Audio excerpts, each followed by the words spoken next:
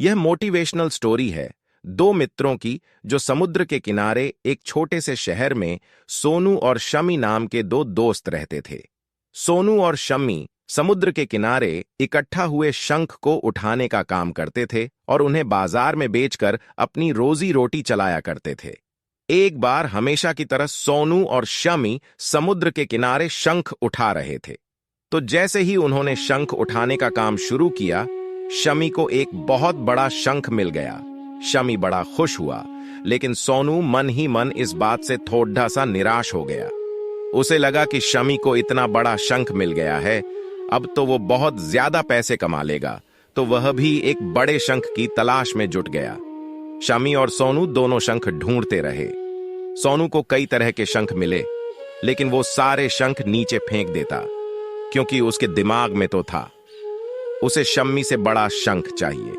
उसे ढेरों शंख मिले, लेकिन उसने सारे के सारे नीचे फेंक दिए और शम्मी बस छोटा सा काम करता रहा। जो भी शंख सोनू नीचे फेंक देता, वह उन्हें उठा लेता।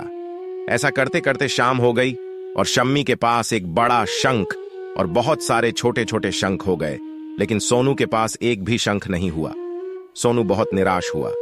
दोनों जब घर को लौट रहे थे तो शम्मी ने वो सारे शंख बाजार में बेच दिए और उसे बड़े शंख के 900 और सारे छोटे शंखों के 1200 मिले, कुल मिलाकर 2400।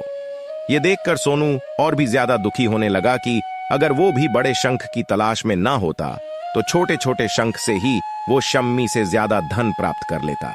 शम्मी ने उसे घर जाते हुए एक बात बताई कि वो सारे छोटे शंख वह थे जो तुमने नीचे फेंक दिए थे। अब सोनू को और भी ज्यादा पछतावा होने लगा।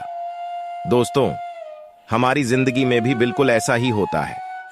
कई बार हम किसी लक्ष्य को पाना चाहते हैं और एक रास्ते पर चलते रहते हैं, और उस रास्ते पर चलते चलते हमारे सामने कई तरह की छोटी छोटी अपॉर्चुनिटी मिलती है। कई छोटी छोटी चीजें आती हैं जिन्हें हम इग्नोर कर देते हैं, लेकिन हो सकता है वही छोटी छोटी चीजें हमें हमारे बड़े लक्ष्य तक लेकर जाएं। तो कभी भी छोटी छोटी चीजों की इंपॉर्टेंस को ना भूलें। हमेशा छोटे छोटे मौकों का फायदा उठाएं। अगर आपको यह कहानी पसंद आई है तो अपने दोस्तों के साथ शेयर कीजिए और हमें सब्सक्राइब करें। धन्यवाद।